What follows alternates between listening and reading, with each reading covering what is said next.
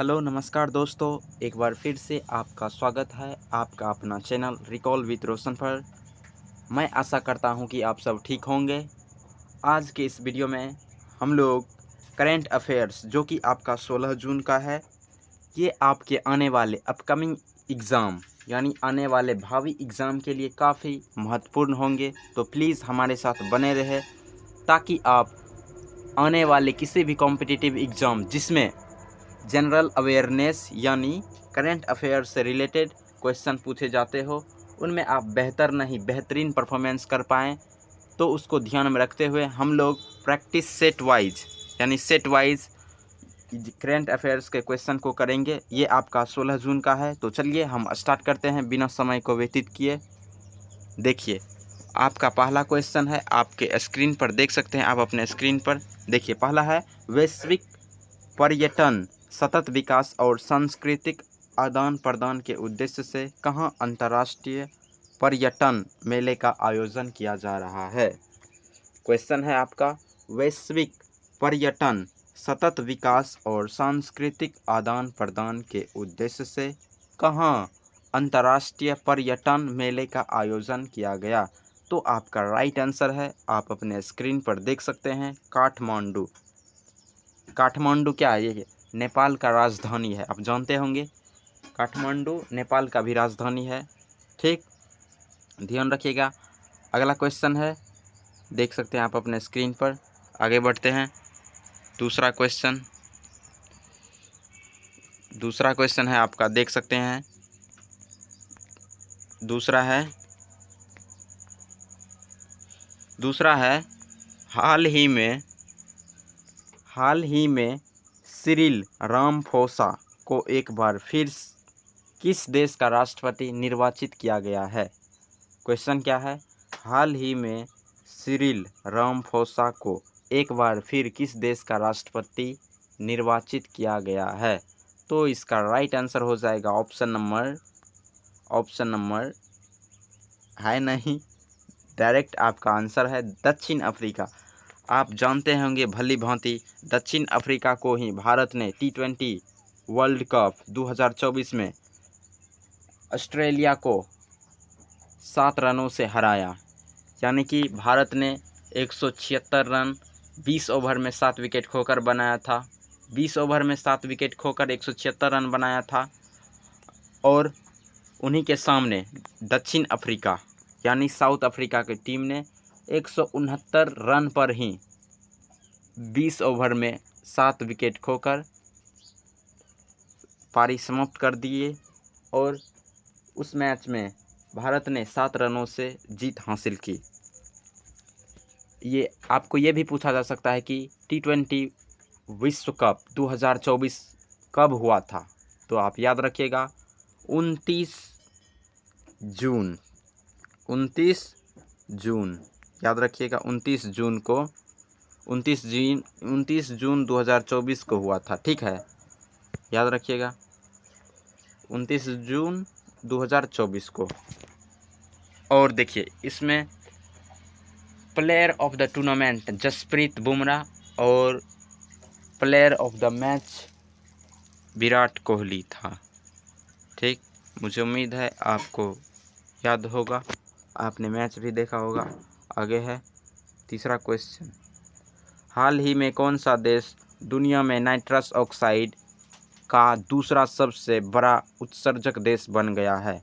तो इसका right answer हो जाएगा ऑप्शन है नहीं, डायरेक्ट भारत। ऑप्शन हम इसलिए नहीं दिया क्योंकि ऑप्शन पढ़ने में ही टाइम वेस्ट हो जाता है, तो डायरेक्ट हम क्वेश्चन के बाद आंसर ही आपको प्रोवाइड किए हैं। तो क्या है, हाल ही में कौन सा देश दुनिया में नाइट्रस ऑक्साइड का दूसरा सबसे बड़ा उत्सर्जक देश बन गया है। तो भारत। 4 नंबर में, हाल ही में किस विश्वविद्यालय ने 500 साल पुरानी कांस्य मूर्ति को भारत को लौटाने का निर्णय लिया। तो ऑक्सफोर्ड यूनिवर्सिटी हाल ही में किस विश्वविद्यालय ने 500 साल पुरानी कांस्य मूर्ति को भारत को लौटाने का निर्णय लिया।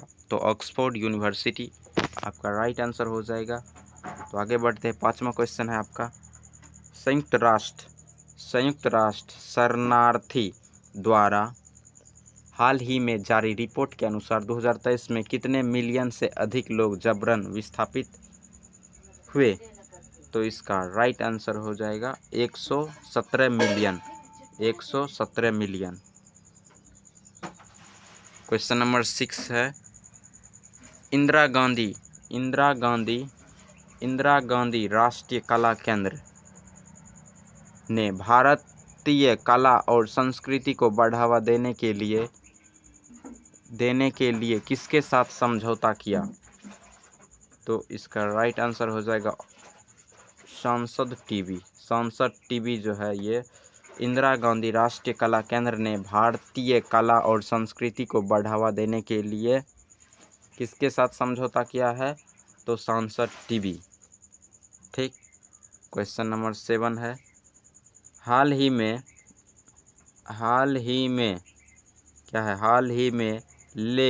LT यानी ले जनरल वाकर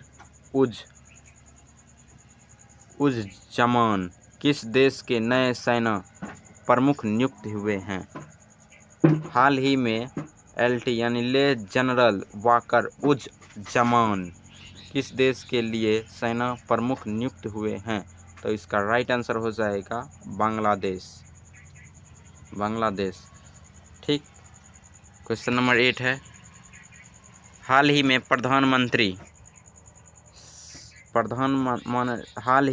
श्री प्रधानमंत्री नरेंद्र मोदी ने G7 बैठक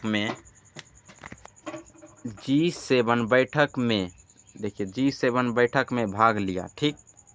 जिसमें निम्नलिखित में से कौन सा देश G7 समूह का सदस्य नहीं है?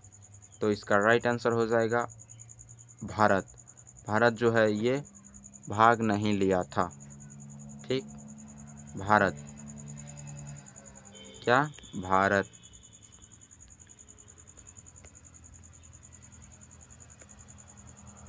भारत।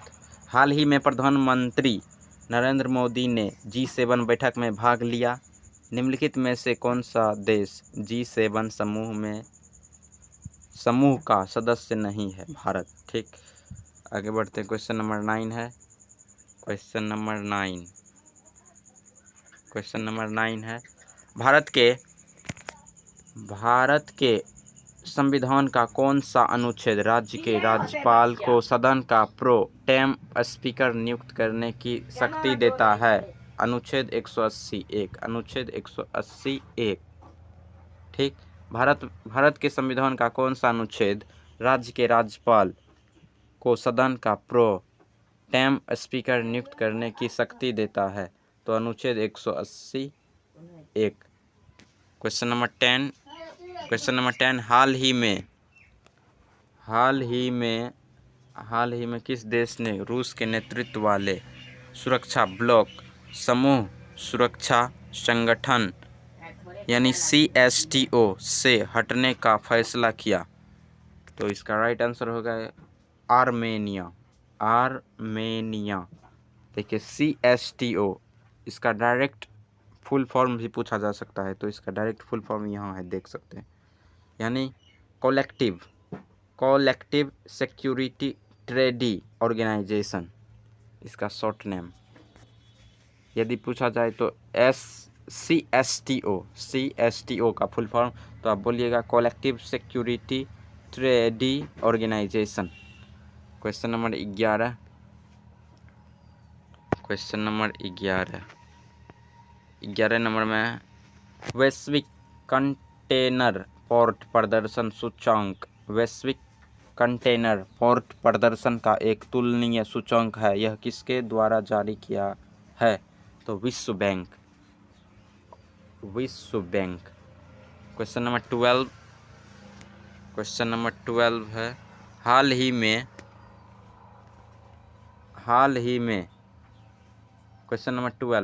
में जोशीमठ का नाम बदलकर ज्योतिर्मठ कर दिया गया है। जोशीमठ किस राज्य में प्रसिद्ध नगर है? तो इसका राइट आंसर हो जाएगा उत्तराखंड। ठीक। इसके बाद क्वेश्चन नंबर 13, हाल ही में डैश और नासा ने मल्टी ड्रग प्रतिरोधी रोगजनकों का पता लगाने के लिए सहयोग किया है। तो इसका राइट आंसर हो जाएगा IIT मद्रास, IIT मद्रास। ठीक। क्वेश्चन नंबर 14, हाल ही में किस देश के एक अपार्टमेंट में भीषण आग लगने से लगभग 40 भारतीय नागरिकों की मृत्यु हो गई? हाल ही में किस देश के एक अपार्टमेंट में भीषण आग लगने से लगभग 40 भारतीय नागरिकों की मृत्यु हो गई? तो ये क्या है? कुवैत में 40 भारतीय नागरिकों की मृत्यु हो गई अपार्टमेंट में भीषण आग लगने से। कुवैत एक जगह का नाम है, वहीं 40 भारतीय नागरिकों की मृत्यु हो गई अपार्टमेंट में भीषण आग लगने से। क्वेश्चन नंबर 15, निम्नलिखित में से, और ये आज का अंतिम क्वेश्चन है, निम्नलिखित में से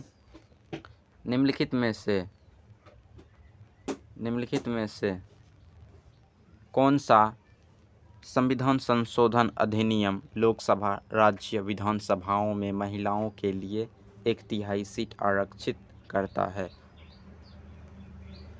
116वां।